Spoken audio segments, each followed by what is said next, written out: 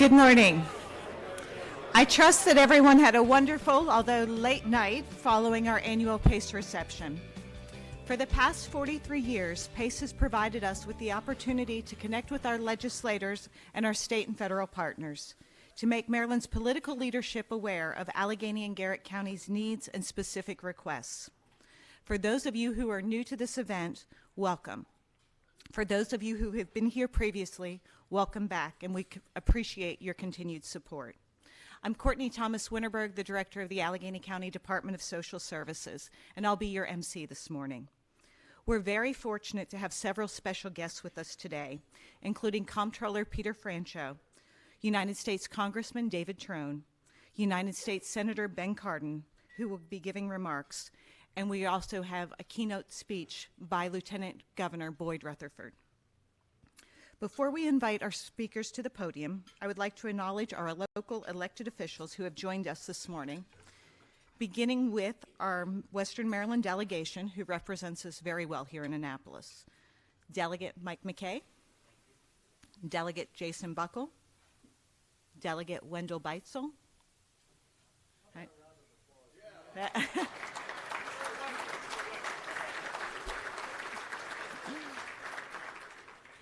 And Senator George Edwards is here. I think he's back at the buffet line, so we'll grab him when he comes in.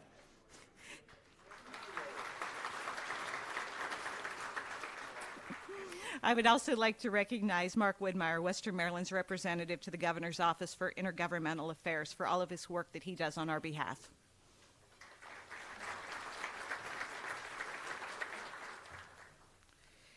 Just under 500 individuals joined us over the last 2 days, and inclusive of that number is a record number of delegates and state senators from around the state of Maryland. Thank you for joining us. If you are here with us this morning, and we know that you often have committee meetings first thing, could you please stand to be recognized?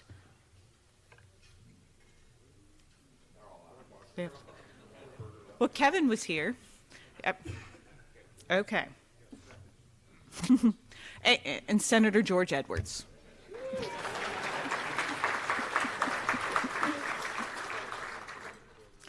I'd also like to welcome the members of the Governor's Cabinet who were able to join us over the last 2 days.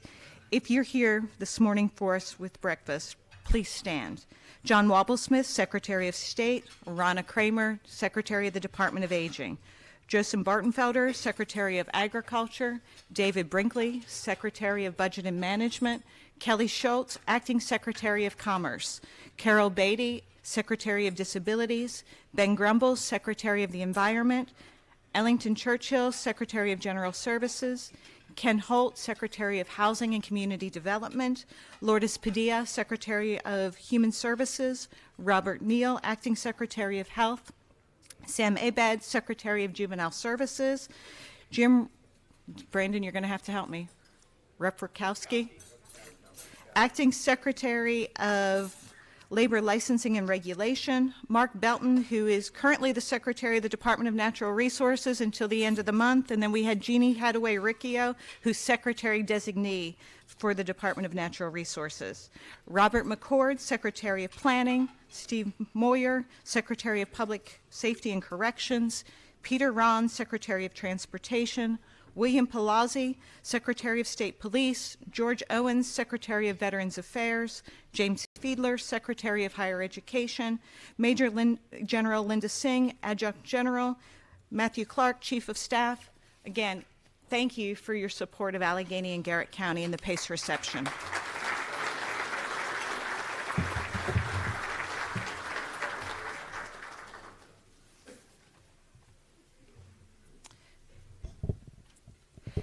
The Honorable Peter Franchot has served as Maryland's 33rd Comptroller since 2007. First elected to his post in 2006, Comptroller Franchot has been re-elected 3 times, most recently in November of 2018, during which he garnered 1.6 million votes, the highest number of votes casted for any candidate for the state government offices in Maryland's history. As Maryland's Chief Fiscal Officer, Comptroller Franchot is a tireless champion for working families and small businesses, and is a stalwart advocate for fiscal policies that strengthen our state's economy. As Chief Executive Officer of a 1,100-person state agency, Comptroller Franchot is focused on delivering respectful, responsive, and results-oriented taxpayer services, and the Maryland Comptroller's Office, under his leadership, is considered one of the most effective and efficient comptroller's offices in the nation. Prior to his election to statewide office, Mr. Franchot served 20 years in the House of Delegates, representing the residents of Montgomery County. Mr. Franchot served on the House Appropriations Committee and chaired its Transportation and the Environmental Subcommittee. Throughout his career, he's been a strong advocate for education, healthcare, transportation, and environmental protection initiatives, and has been a true supporter of Mountain Maryland as a frequent visitor to both Allegany and Garrett counties. Comptroller Franchot is also a familiar fixture at our annual PACE reception and breakfast, and today marks his 12th appearance as a guest speaker. Ladies and gentlemen, please welcome Comptroller Franchot.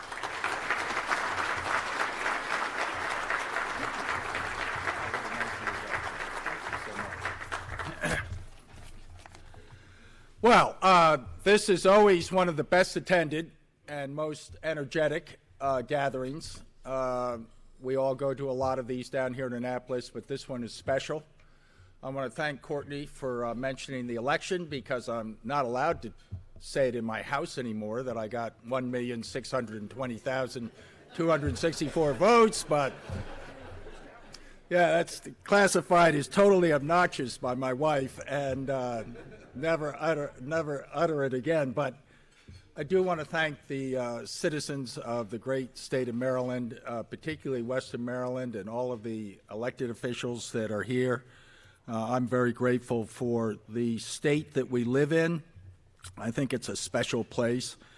And, we can talk about that in a minute, but let me just thank Sean Bender and Jeremy Irons, in addition to Courtney, the PACE Committee's co-chairs. Thank them for the Bitesole Corporation and the Belt Group that they hold leadership positions in, and thank them for their advocacy for this great part of our state.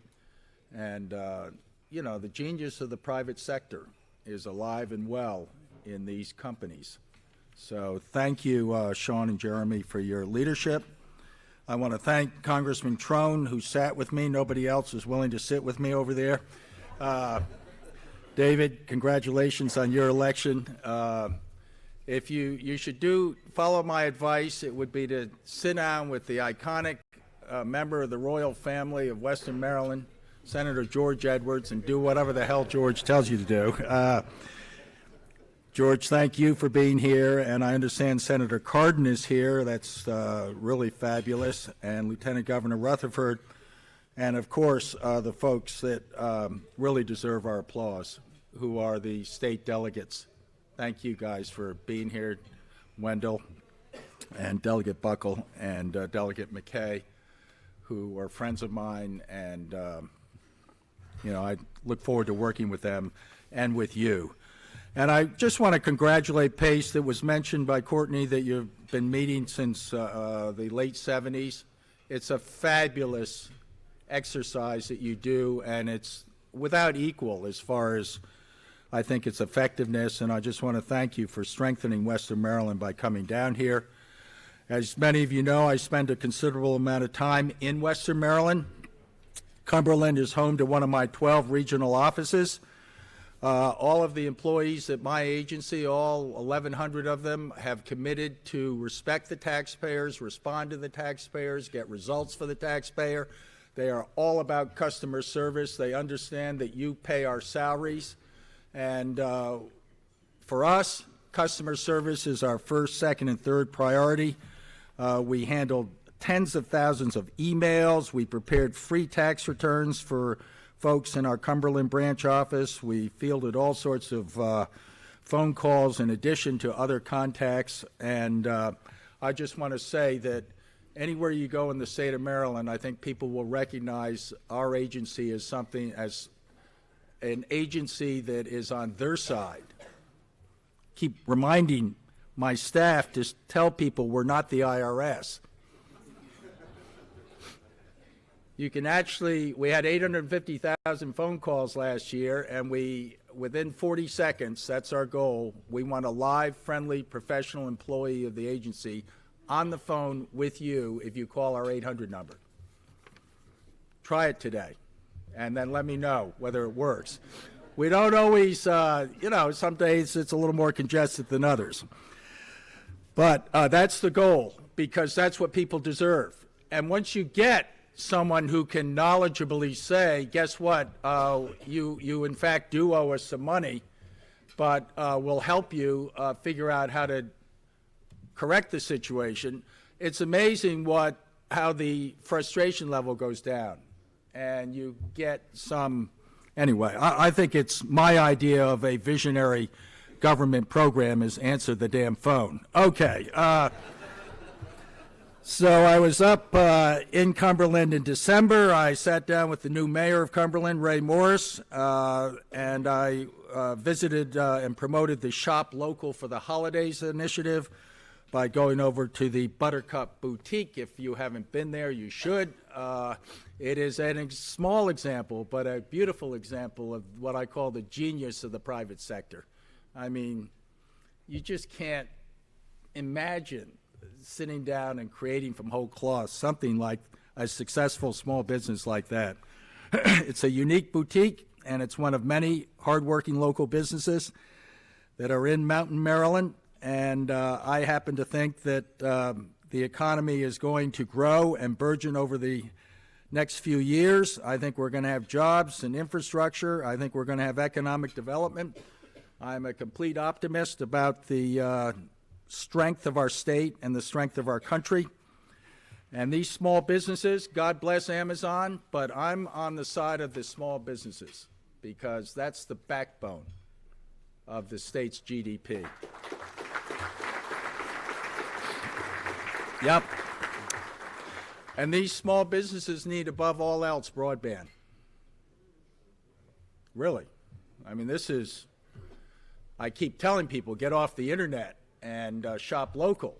And then all these local businesses keep putting their hands up and saying, we're on the internet too. You got to have that. You got to have access to that. I don't think it's perhaps the most favorable thing in the world that's happened to us, because everybody just stands around in lines and public places and stares at their cell phones. But it's reality. So let's get the infrastructure that's needed for this technology done out in Western Maryland. Anything the Congressman or the Senator or Governor Hogan's in favor of for Western Maryland, I'm in favor of in that category. I obviously work across the aisle with Governor Hogan on the Board of Public Works.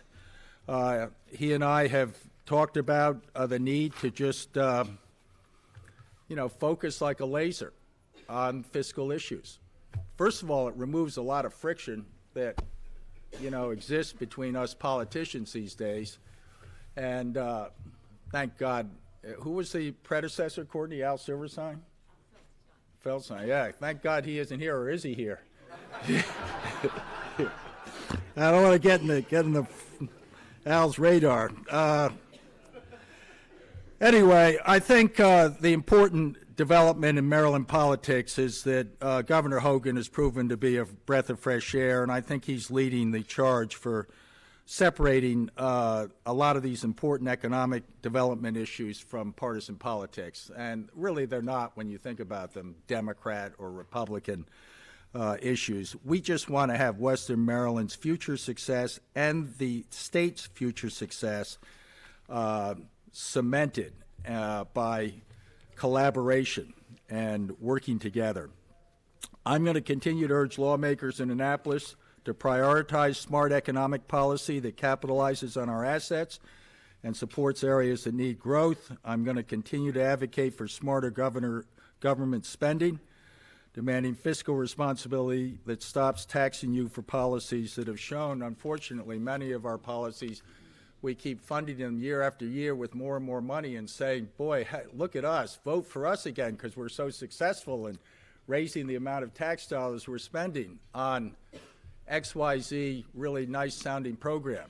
Guess what? A lot of them don't work. They don't have the result, the output that anybody in the private sector would require. So I'm all for input, I guess, to a certain extent, but I'm much more interested in the output. What is it that we actually accomplish? Speaking of that, could I just mention the opiate crisis? It's not how much money we're spending. It's, are we having an impact and a positive result? So anything, this is like, this is a ravaging disease, and it's countrywide and it's statewide. I'm not complaining about anybody as far as what the programs are. I'm just suggesting we need to have some new ideas and some new focus on the results. So I'm going to end and just say thank you for letting me stop by. People say this is your 4th term. What are you going to do? Say, well, I'm going to continue doing exactly what I've been doing. I'm going to show up everywhere in the state. 750,000 miles, all within Maryland, I have traveled. You wonder why I'm in favor of paving the roads? Yeah. Okay. Showing up. I'm going to do my job as far as your friends and neighbors, as far as the responsibilities of the Comptroller's office. I'm going to continue to be a fiscal moderate. I'm going to, with Governor Hogan, lay down the partisan sword and say, let's just get the job done. I'm going to have one other issue, and I'm going to lay it out in detail on Monday when Governor Hogan swears me in up in Baltimore. Feel free to come by if anybody happens to be up there. We're going to have quite a crowd there, and I'm going to lay out in detail what I am going to have as my top priority. What's my top priority for the next 4 years? Honest, accountable, transparent, local, municipal, county, and state government. I want a competent, efficient government that's not adversarial to its own people and adversarial to the private sector, for example. I want a government that is good, that will work and partner with all of us to make our state even better than it is. There's a lot of detail that's involved in that. Trust me, I'm not criticizing the current elected officials. I'm just going to lay out in detail what I think we need to do as a state to improve what I call government in general. And so stay tuned on that. I'm still excited about my job, and thank you all very much for letting me stop by.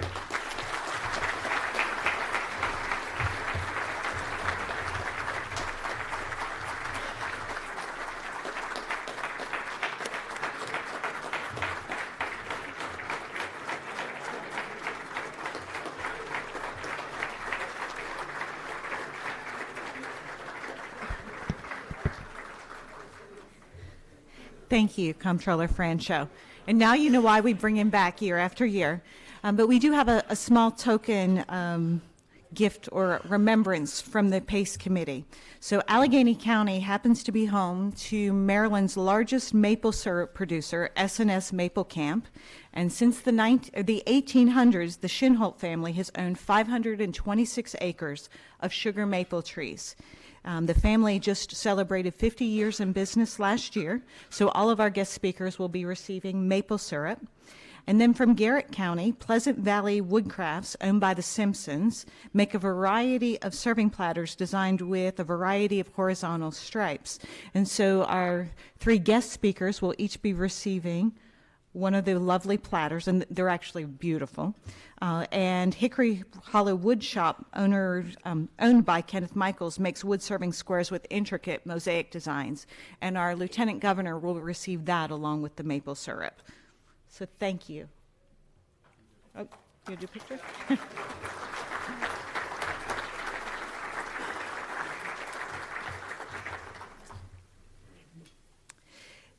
Before we hear from our next speaker, I have several more elected officials to acknowledge, beginning with our county commissioners.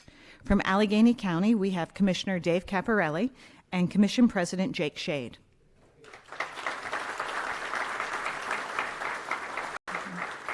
They're also joined with County Administrator Brandon Butler. From Garrett County, we have Commissioner Larry Tichenal and Commissioner Paul Edwards.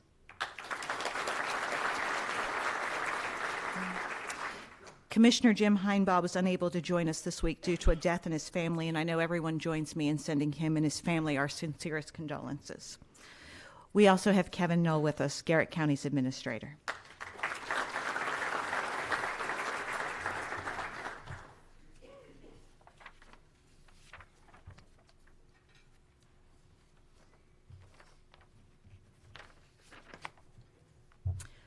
Our next speaker is a third-generation Marylander who's been a national leader on healthcare, retirement security, the environment, and fiscal issues while representing the people of Maryland in the United States Senate, and before that in the United States House of Representatives.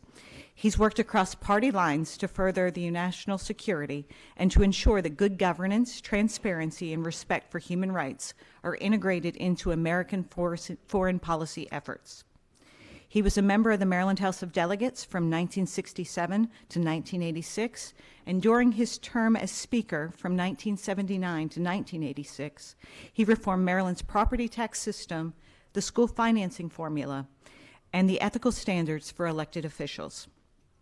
From 1987 to 2006, Ben Cardin represented Maryland's 3rd Congressional District in the U.S. House of Representatives and served for 17 years on the Ways and Means Committee. First elected to the United States Senate in 2006, Senator Cardin currently serves as the ranking member of the Small Business and Entrepreneurship Committee. He's also a senior member of the Senate Foreign Relations and Environment and Public Works Committee, and he also serves on the Senate Finance Committee. A member of the Small Business and Entrepreneurship Committee since arriving in the Senate, Senator Cardin was responsible for the extension of increased guarantees and reduced fees in the Small Business Administration's 2 largest loan programs. He's been working to find better ways to provide access to credit for qualified small businesses and entrepreneurs, as well as expanding access to contracts for women-owned, minority-owned, and veteran-owned businesses. A familiar face to Western Maryland and a longtime supporter of Mountain Maryland and PACE, Senator Cardin recently led the effort to prevent Garrett County from losing its hub zone status in 2018, which would have placed 11 hub zone certified businesses in the county and more than 320 employees at risk. Senator Cardin was able to get the current program off-ramp increased from 3 to 7 years to allow hub zone businesses and communities to prepare and plan for the loss of the preferential status. Ladies and gentlemen, please welcome United States Senator Ben Cardin.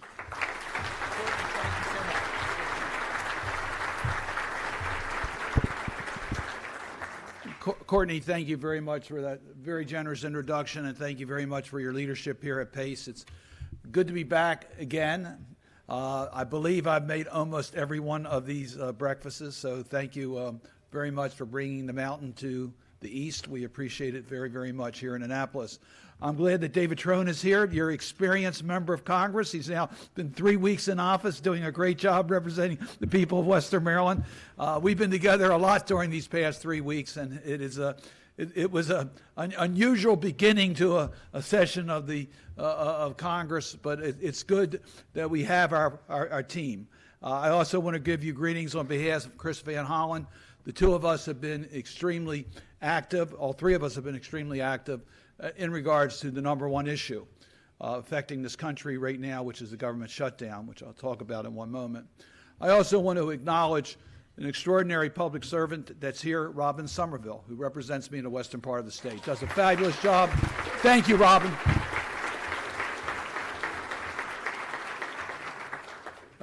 He certainly improves my popularity in the western part of the state, so thank you very much. I appreciate that very, very much. This is an extremely difficult moment. This partial government shutdown, now this 35th day, federal workers will now go a second pay period without receiving a paycheck. It is outrageous, and it is very dangerous.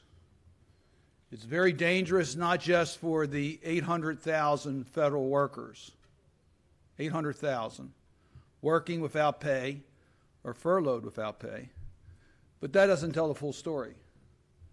There are a lot of contract workers low-wage workers who do maintenance work in federal buildings that are not getting the contracts because the agencies are closed and are not getting paid. Yesterday, Senator Van Hollen and I were in Montgomery County with small business owners who've told us that their business is down 20, 30, 40, in one case 60%, and they're not sure they can stay in business. There are small business owners who depend upon government contracts, procurement contracts that cannot be entered into now. They're not sure they can stay in business. The general economic drag on our economy will affect the continued operations of businesses. The impact is like having the 10 largest companies in America lay off all their workers at one time. This is devastating. And the individuals, the stories that we've heard.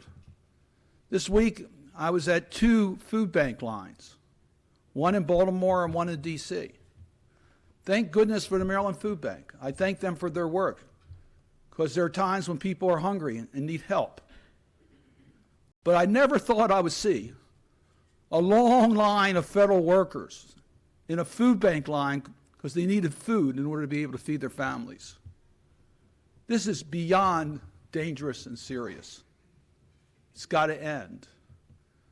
I tell you stories about meeting with air traffic safety people. These are dedicated workers that take pride in what they do every single day, the work that they do. How do they work with not knowing how they're going to pay their bills at night? Can they concentrate on what they're doing without having a full complement of workers that are there? And what do you tell a person who says, how am I supposed to get money for gas for my car?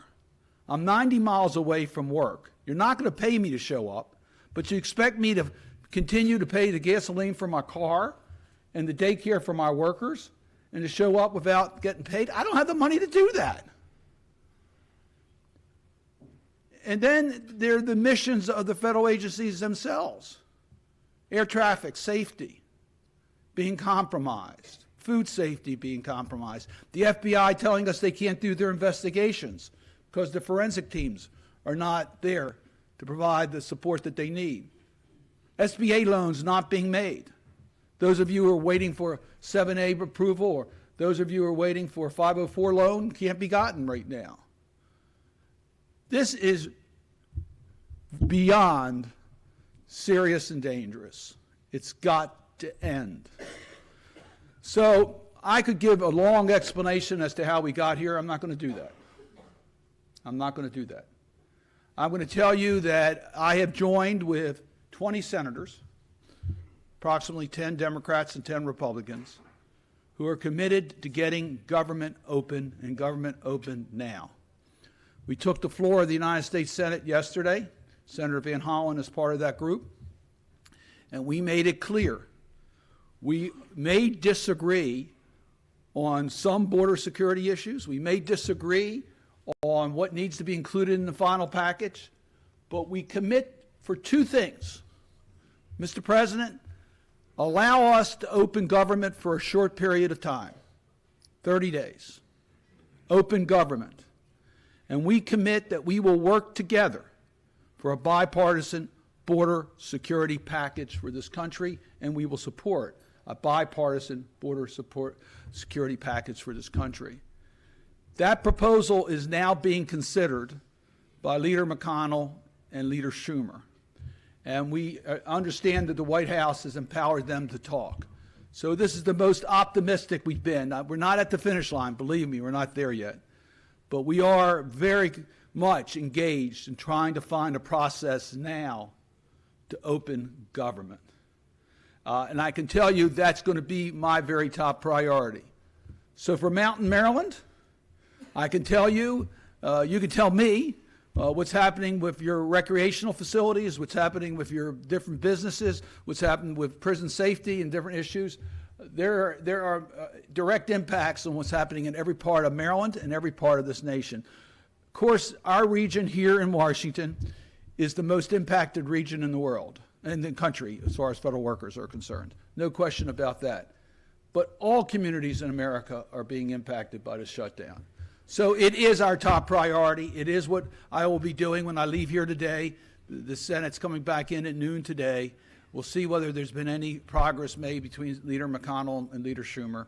But we think we have a game plan, hopefully, to move this forward. If this doesn't work, we'll figure out another way to move this forward.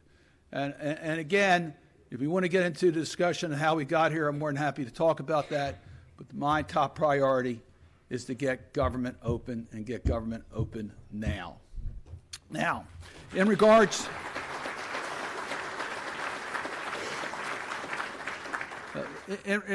to PACE and which brings you here, I was asked, what is the purpose of these efforts? And you all have made really an extreme effort over now 4 decades. You have brought the mountains to us. To me, Garrett County, Allegany County, it's a unique opportunity, a unique part of our state. It is a way of life that we want to make sure we preserve. It is a treasure. But for it to be preserved, there needs to be an economic future. Your children need to know that there is a way in which they can continue this lifestyle economically successful in the western part of our state. That requires us to have special attention to the needs of Western Maryland. And we have done that. Courtney mentioned several of the efforts that we've done over the years. And your federal partners will be there to help you in these different efforts. I saw that broadband is still one of your top priorities. We are proud of what we've been able to do with federal partnership in expanding the broadband highway to all parts of our state, but we're not completed yet. Clearly, the ARC program is one of the most important programs that we have. And there was an effort made to terminate the ARC program. A regional group of Democrats and Republicans made that not happen. In fact, we've increased funding for ARC programs. That's critically important to Allegany and Garrett counties in regards to broadband connections. We recognize that, but it goes well beyond that. It goes to your educational facilities, it goes to your roads, it goes to your economic. So much comes out of the Appalachian Regional Commission, and we're going to make sure that we continue to focus on supporting those programs. EDA is an important program. We're going to make sure that we continue to support the EDA program. Infrastructure. I am the senior Democrat on the Infrastructure Subcommittee of the Environment and Public Works Committee. We're going to make sure that we tailor the reauthorization of surface transportation so that we can help the western part of our state. The North-South Highway is our priority. We will continue to help fund that. I want to make sure that, Mr. Franchot, that your commute miles are as easy as can be. I appreciate what Peter does every day in traveling throughout the state, but we want to make sure that your creative ways of getting Pennsylvania to do its work, that we can figure out a way to help. So we also have a problem with Pennsylvania on the Chesapeake Bay. So they're giving us problems in a couple different areas, but we'll work to make sure we get that done. The C&O Canal, it's been a top priority. We've made lots of progress to make sure we continue what we've done there. Canal Place, I have special interest in that since our office is up at Canal Place, but it's in Cumberland. There's a lot of good things going on that have federal partnerships, and we're committed to working with you to make sure that we continue that progress. Most recently, I was up at the airport in Cumberland, and some of the economic things that are being done there with automation, which is, I think, very exciting. Been to Frostburg many times, a great institution, along with Allegany and Garrett College. We have a lot going for us. And what you do is focus us on the priorities. You're here in Annapolis because your principal focus will be on how you relate with state government to make sure that your priorities are protected in the programs of Maryland for economic growth, for transportation, for environment, for recreation. But remember, the federal partners want to work with you. So it's my understanding that they are looking at the House of bringing back congressionally designated funds. I don't know if that'll happen or not. But if that happens, we might be able to talk a little more specifics, Courtney, about some things we can help you with. But in the meantime, understand that we're very interested in working with you, do everything we can to help. These are tough times. We've made it more difficult for ourselves, and we got to get out from under it. I agree with Comptroller Franchot. The divisiveness of this country has to change. We live in the greatest country in the world. You live in two of the greatest counties in America. We are very fortunate people to be able to have this around us. We cannot take it for granted. We need to nurture and make sure that we protect this for future generations. That's our responsibilities as leaders in our community, and we need to work together in order to achieve those objectives. It's a real honor to represent you in the United States Senate. I thank you for giving me this opportunity, and I can assure you I'll use every day to help the people of Allegany and Garrett County, the people of Maryland and this country. Thank you, and God bless.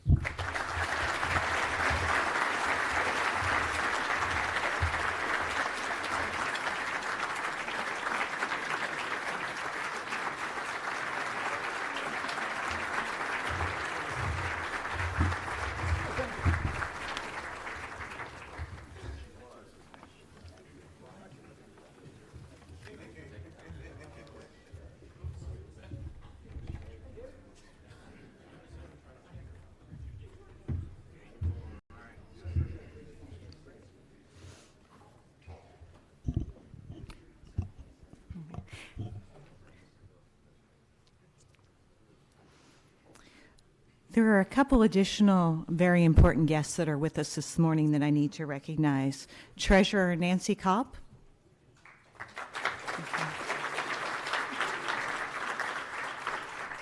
Wendy Peters, Special Secretary of Smart Growth. We also have Delegate John Carden and Delegate Ken Carr with us.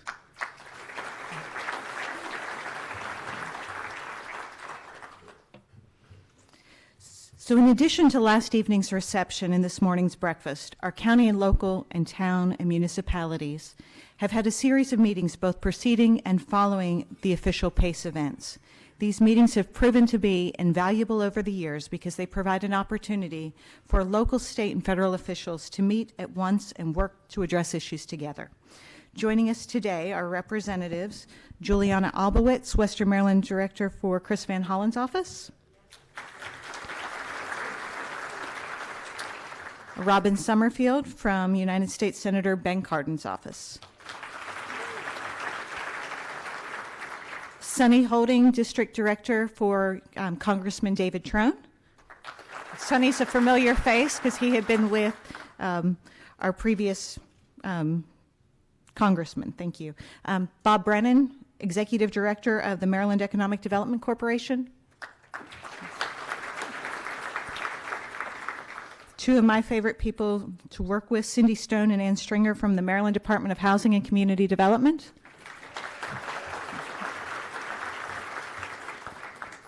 And unfortunately, a lot of our federal partners who are usually here were unable to join us, but we know that once the government opens back up, those meetings will convene. Representing us from the city of Frostburg, we have Councilman Johnny Carter, Kevin Grove, Nina Forsyth, and Adam Ritchie. And I know I saw last night Mayor Robert Flanagan and City Administrator John Kirby.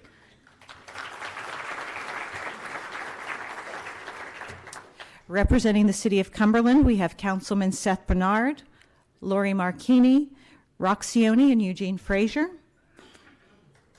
We also have our new mayor, Ray Morris. And City Administrator Jeff Rhodes is with us today as well. Representing the town of Oakland, we have Mayor Peggy Jamison.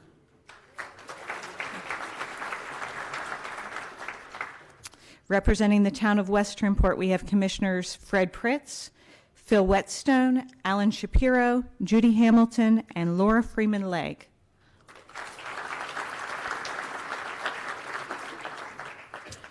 Representing the town of Grantsville, we have Mike Dalton, Emily Newman Edwards, and Blake Walker.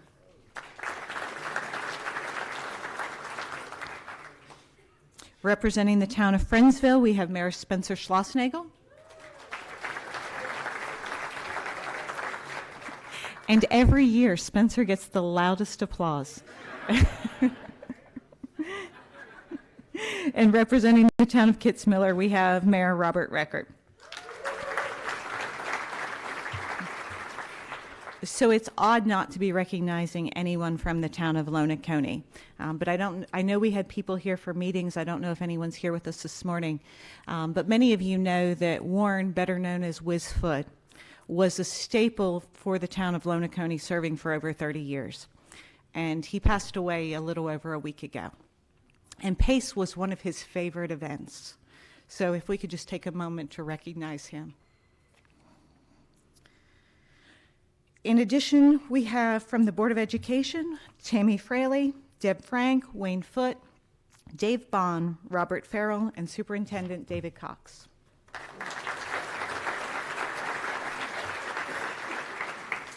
And representing the Garrett County Board of Education, Superintendent Bob Baker, Executive Director Kevin DeVore, and board members Matthew Paw and Rodney Glotfeldy.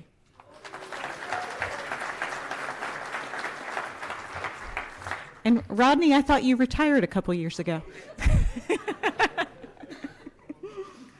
We also have our partners from higher education. Present from Allegany College of Maryland, we have our president, Dr. Cindy Bambera.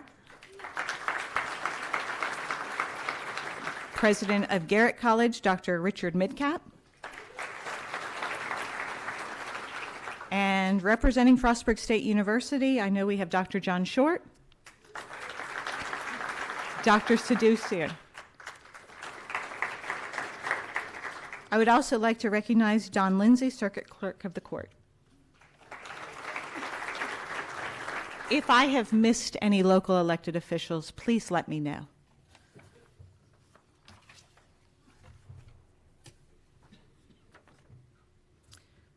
We are honored to have our next speaker with us. David Trone was elected as Maryland's 6th District Congressman representing Garrett, Allegany, Washington, Frederick, and parts of Montgomery counties in November 2018 and was sworn into Congress earlier this month.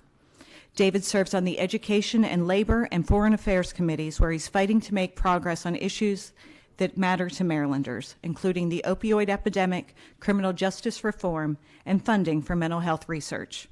David grew up on a chicken and hog farm with his mother, a grade school teacher, and his father, a World War II veteran and member of the United States Army Reserves. Though the family lost the farm to bankruptcy, David was given an opportunity through education. He earned a bachelor's degree from Furham University and a master's in business administration from the Wharton School of Business by taking out student loans. It was in graduate school that he met his wife, June, and opened his first store selling soda and beer. Through a lot of hard work and good fortune, that single store grew into a business with more than 191 stores in 23 states, employing over 7,000 individuals nationwide, 650 of them who reside in Montgomery County. It is this expertise in business and management that David Trone brings to his time in Congress. Please give a warm Western Maryland welcome to Congressman David Trone.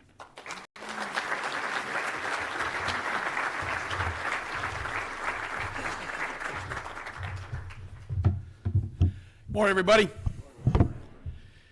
Courtney, Jeremy, Sean, thank you very much for putting this on today. We had a great time last night. Enjoyed the Firefly Farms cheese, as always. My favorite stop went up in Allegany County. Garrett County. You know, when you're crossing the border, it blends together. Nonetheless, we started our campaign in Garrett County. Then we went over to Allegany County and worked our way south. We also started our election day in Garrett County, then Allegany County. So we've really focused our efforts in Western Maryland because John Delaney said, you know, David, Western Maryland feels left behind. And I think that's true. As was mentioned, I grew up on a farm that looks an awful lot like Western Maryland. We hunted pheasants, we hunted deer, and we had a VFW one stoplight, and that was about it. But it was a great life, and we loved that. That changed, and we went on, as was mentioned. But I understand Western Maryland and realize that we have to have a commitment, as Peter does, and certainly as Ben Cardin does, to Western Maryland. And by being there and thinking about the issues, the challenges from broadband to ARC, I mean, how can you have job creation without great broadband? It's a necessity. It's not a luxury. Has to happen. As a business person, it's incomprehensible when I pull into the Savage River Lodge to see Mike and my phone goes dead. It's crazy. So we've got to pull together. I know Ben is on the program. Enough was said, I think, about the shutdown. It's an embarrassment that government can't even pass a budget and keep open. It's amazing. As a business person that's passed a budget for 3 decades, understands the importance of fiscal responsibility, that we can't keep our team, the American workers, 800,000, and the other 2 million workers that help them successfully do their jobs, employed. It's absolutely mind-boggling. It's job one right now. It's job one for Ben. It's job one for us. But after that happens, and I think it will pass the next week, there's some things moving. It's going to pass. But then we got to get down to the point of governing. I love the concept of PACE. Positive attitudes change everything. My life has been about positive attitudes. When you have a bump in the road, and everybody in this room has had a bump in the road, right? We've all had a lot of bumps in the road. Your farm goes bankrupt. Bumps in the road building your business. I won the election and I caught cancer last summer. Bad things happen to good people. But that's just the way life works. But with a positive attitude, the glass is not 3/4 full. The glass is overflowing. And we're here to make change. We're here to make a difference. That is the reason I ran for office. I love business. I'm a Chamber of Commerce, a Rotary guy. It's my lifeblood. But you can't really make the big changes,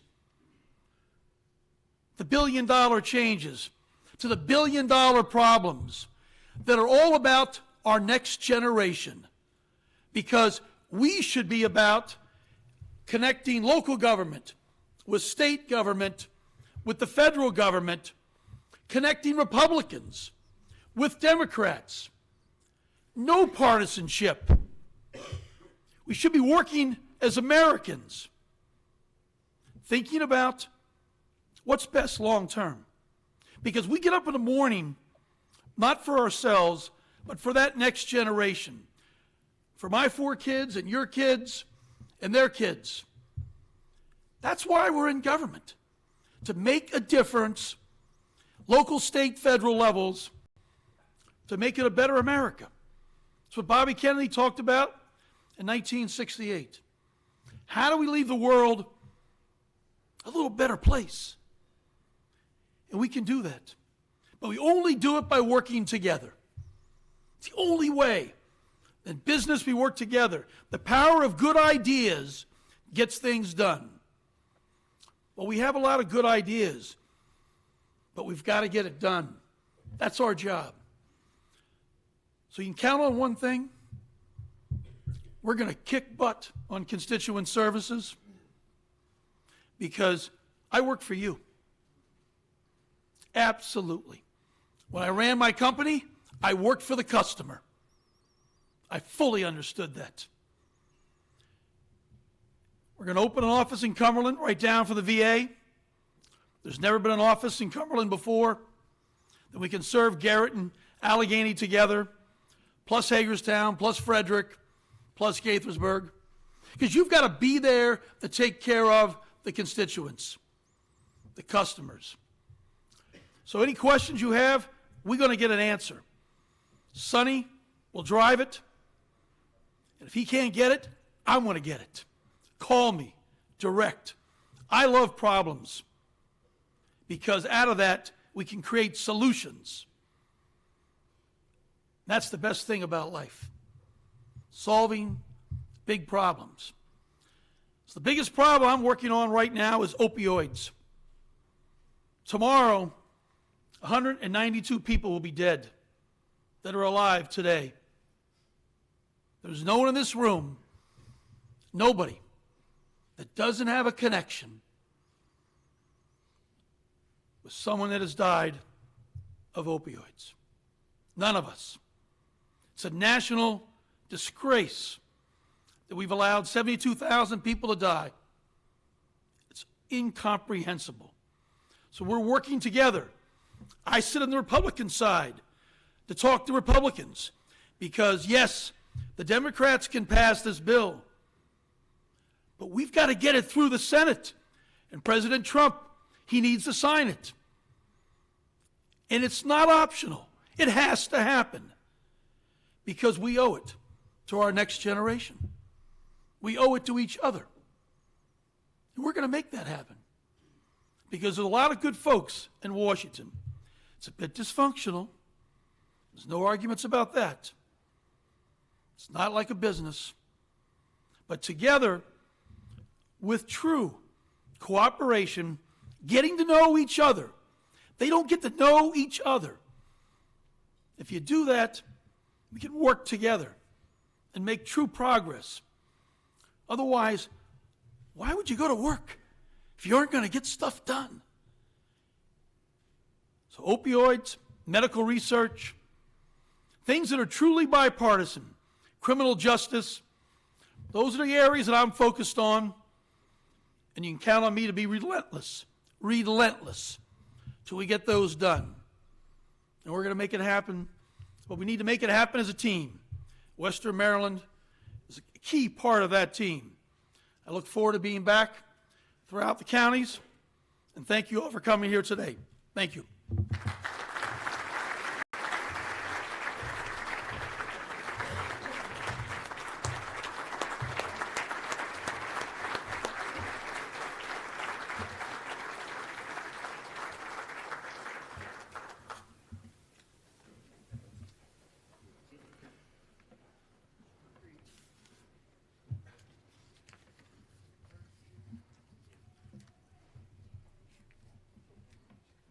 Thank you, Congressman. We hope to have you back for many years. And now I would like to invite Maryland Senator George Edwards to the podium to introduce our keynote speaker.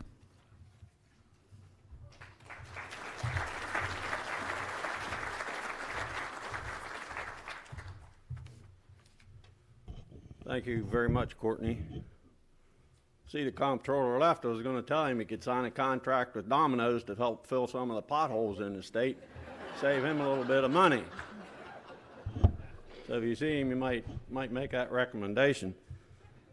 Before I introduce Lieutenant Governor, since I have the microphone here, I'm in charge, right? But Courtney gave me my cheat sheet, so I have to read this. I'll do like they do at the federal government, look at the camera and just blah, blah, blah, blah. It's really great to see all of you here. This is the best time to have this function, which is in the first session of a new term, because you have a lot of new elected officials and you have new people in the administration. And I think talking to some of you last night, you made a lot of progress in dealing with the departments on issues that you have an interest in. And I hear from most of you out there, or a lot of you out there, what can we do? What can we do to help? Well, let me be right to the point. There's a lot of bills in this year going to impact you personally and individually and your businesses. When those bills come up for hearings, you need to come down here and testify in person. So these people in the metropolitan area hear the other side of the story, when there is another side of the story. You need to help us out. And I know they were introduced before, but I want to ask my District 1 colleagues to stand up and tell you that we have a great group. We work hard. Sometimes we get in arguments. Sometimes we don't agree on everything. We all work hard. So if you need anything, stand up, guys. You can get a hold of any of the four of us. They do great work. We're making a lot of progress. We've tried to get stuff out to the meeting. If you look at the budget this year for about the next 3 years, there's going to be between $200 and $300 million spent in Garrett and Allegany County on capital projects, on issues and projects that we need. They're going to be very beneficial. It's going to put a lot of people to work, and they're going to help to bring back other. You can sit down. Other thing. So I just wanted to bring out and really emphasize, seriously, there's 4 of us out of 188 legislators. And I can tell you our colleagues at least know where we're at now. They know that we're part of Maryland. But sometimes they don't agree with our thought process, but that's the way it works. But we need your help. So when issues come up and a bill is being heard that you have an interest in, you need to come down here and show up, and we can get you signed up to speak in the committee. So please do that. So it's my pleasure to read what I'm supposed to do here.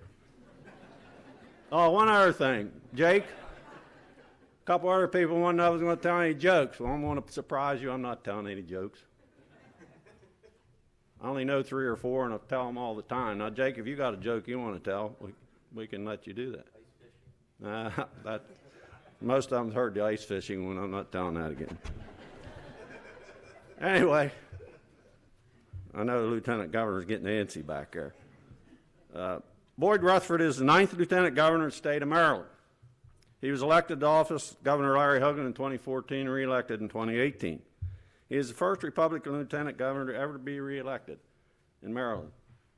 You know, Governor Hogan says he's the 2nd Republican governor to get re-elected in the state. Lieutenant Governor is the first Lieutenant Governor. Probably making some of you think, well, did the second governor, or first governor not have a Lieutenant Governor, or did he have a Democrat with him? Well, Lieutenant Governor's office didn't come into effect in, I forget when, but not that long ago. An accomplished attorney with a lifetime of experience in both the public and private sectors. Rutherford has served as Associate Administrator for the U.S. General Services Administration, as Assistant Secretary for Administration of the U.S. Department of Agriculture, and as Secretary of the Maryland Department of General Services. In addition to his public service, he has extensive legal and business experience, including service in business and government and law, information technology sales, and small and minority business development. As Lieutenant Governor, Rutherford has been a strong partner with Governor Hogan, leading the administration's efforts to combat the opioid epidemic, which you heard a lot about here, and it's a major issue here in the legislature this year. Reform burdensome regulations on job creators and break the cycle of poverty, family generations. Lieutenant Governor Rutherford holds a bachelor's degree in economics and political science from Howard University. Additionally, he was a master's degree in communications management and law degree, both from the University of Southern California. And I could have just did this and said, Lieutenant Governor Rutherford is one heck of a nice guy. He knows where we're at. He's been to our neck of the woods on many occasions. As a matter of fact, he got the group of us together a week and a half ago, I think, to discuss some issues in our neck of the woods. So he's really interested in what's going on. He's going to be very helpful to us, and we appreciate all he and the Hogan administration are doing for Garrett and Allegany. So at this time, I'd ask Lieutenant Governor Rutherford, please come up here and make some important comments to us.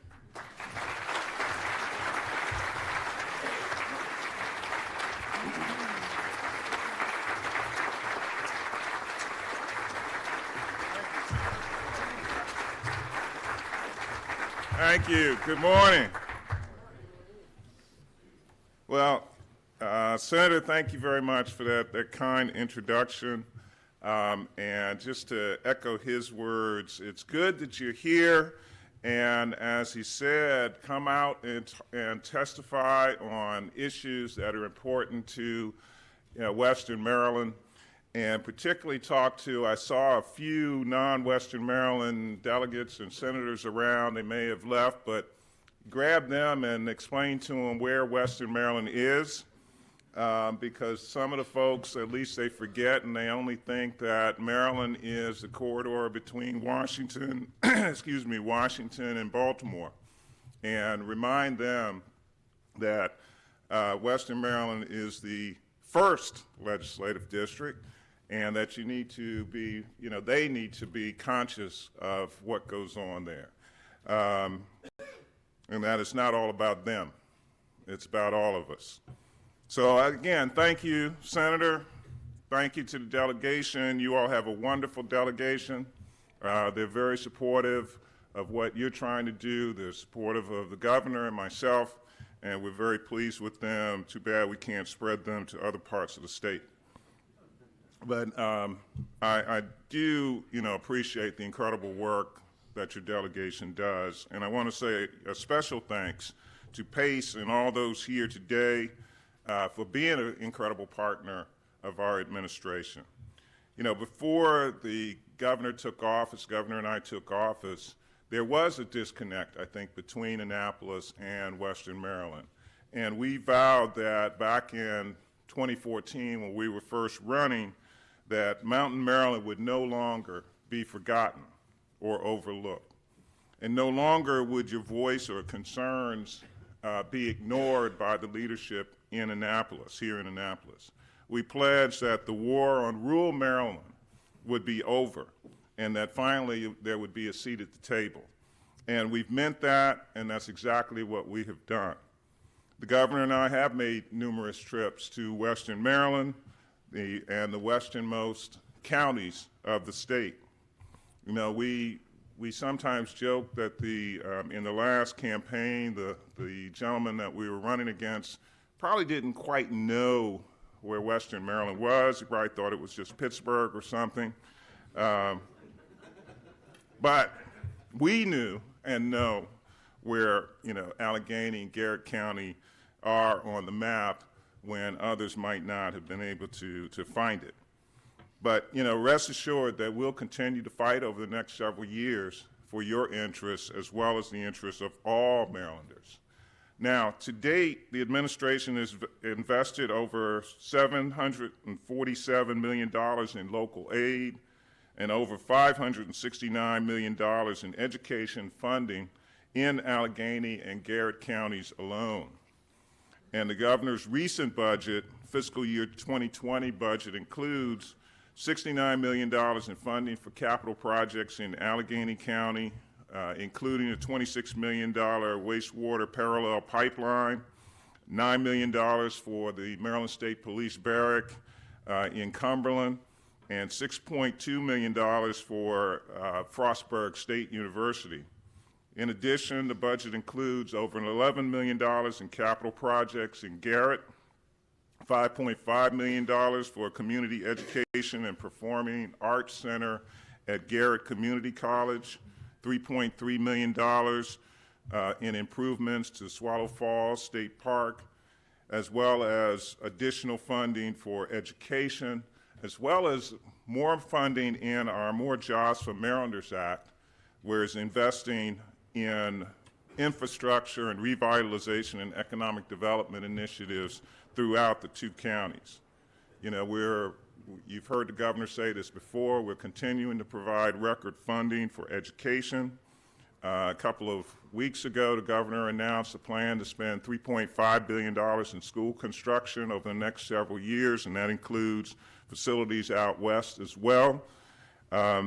We're bringing the nationally recognized P-TECH education model to Western Maryland, giving students an opportunity to gain new 21st century skills while in high school. And I want to point out, and I think it was mentioned earlier, that Special Secretary for Smart Growth, Wendy Peters, is here. I saw Wendy, there she is. Wendy Peters is here. And she serves as the administration's representative on the Appalachian Regional Commission, a regional economic development agency represented by state and local governments in the Appalachian region. Through the Appalachian Regional Commission, our administration has allocated federal funding, and in many cases, we provide matching state funds for critical local issues and initiatives such as broadband infrastructure, workforce development, STEM education, expanding health care, and substance use disorder treatments in the Appalachian counties. You know, I can pledge to you that we will continue to work on behalf of all of those in Mountain, Maryland, and respond to your needs. As the senator had just mentioned, we met, I guess it was a week and a half ago, to talk about some initiatives out west and some things that we can do to work together to bring further economic development to the region. There's always a seat at the table. We're always, if not right at the table, a phone call away that we can talk to you about what issues are important. But I do want to stress again, as the senator mentioned, there's an education process that we get engaged in every day with many of the legislators who are just not quite as familiar with different parts of the state or even why certain things are important. You know, often they'll propose initiatives that sound good and they mean well, but they don't understand the impact of those initiatives on the rest of the state or on business creation. In many cases, and I heard the Congressman talking about, you know, business and business development, many of your colleagues don't understand basic economics, and they don't understand the incentives and disincentives that sometimes their policies actually put out, even though they mean well, and they're trying to do something that they feel is very good. They don't understand that it has a negative effect on job creation and economic development. So sometimes they need to hear, I don't want to say sometimes, often they need to hear, you know, that, you know, from another voice that says this is why this is important, and this is why it's important to us, and this is what happens. This is the impact of the policy that you are proposing or the initiative that you're proposing. I would try to paraphrase a philosopher who said, and I'm going off my script, so I know my staff is cringing at this point. I would tell you this joke, but you know, the most recent one I remember is a pastor joke, which I told to the pastor the other day, and he thought it was great, so I guess it's not that bad. Well, after this, if somebody wants to hear it, I'll tell them.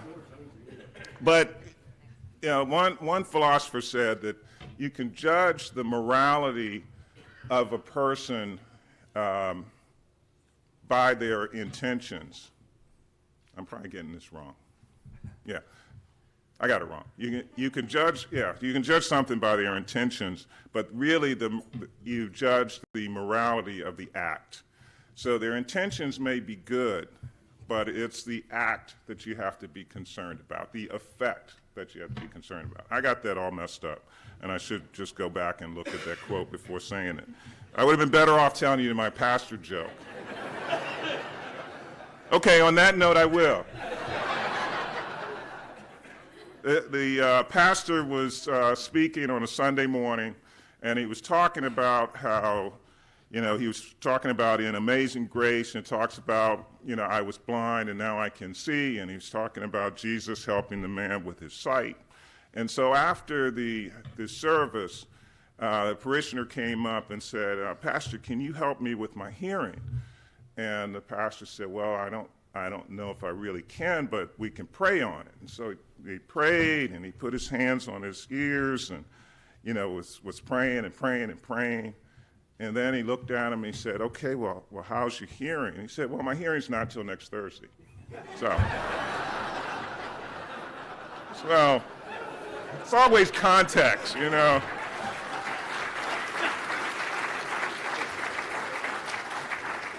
You always have to have things in context, you know, it's like understanding exactly. But back to the regularly scheduled programming. We will continue to work with you. As I said earlier, there's always a seat at the table.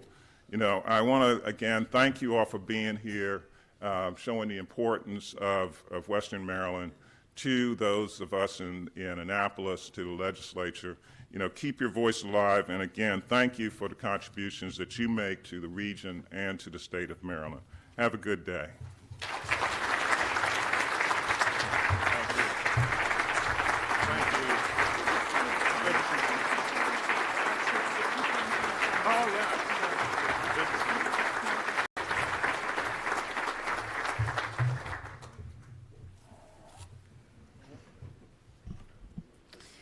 Thank you, Lieutenant Governor Rutherford. On behalf of the PACE Committee, there is a small token of our appreciation being presented by Jeremy and Sean.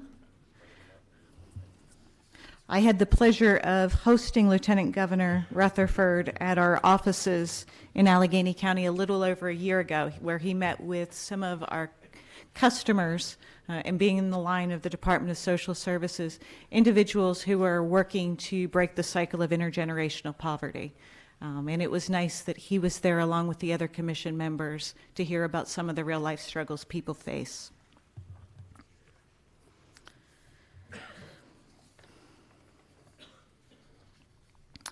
As many of you who have been involved in the planning of an event of this magnitude, you understand that the planning and the work that goes into this that makes an event a success. It's not something that can be thrown together.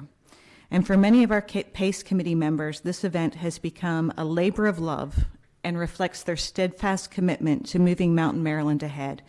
Could you please join me in recognizing the members of the PACE committee as they stand?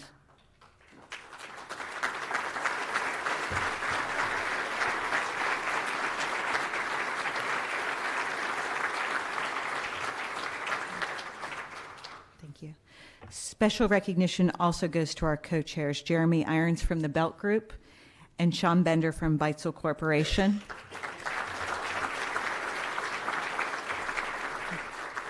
We recognize their companies too, because their companies also support this effort by allowing them to be so involved in this community effort. I also want to recognize Bob Smith, which we consider sort of our chair emeritus, because he ran this organization as a volunteer with the rest of the individuals that were just acknowledged for many years. He retired about 2 years ago, and he continues to volunteer. So he was one of the individuals that was walking around the Senate and House building the other day delivering bags, and he's a great champion of this effort. I'd also like to acknowledge Katie Kenny, because she's really the administrative guru behind this.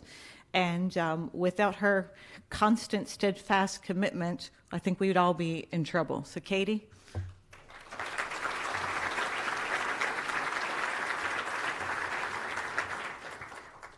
And my goal is always to get us out of here before 9:30. So this really concludes our program for this morning. I thank you all for coming. I encourage you to take the connections you've made over the last several days and have a safe trip back to Western Maryland.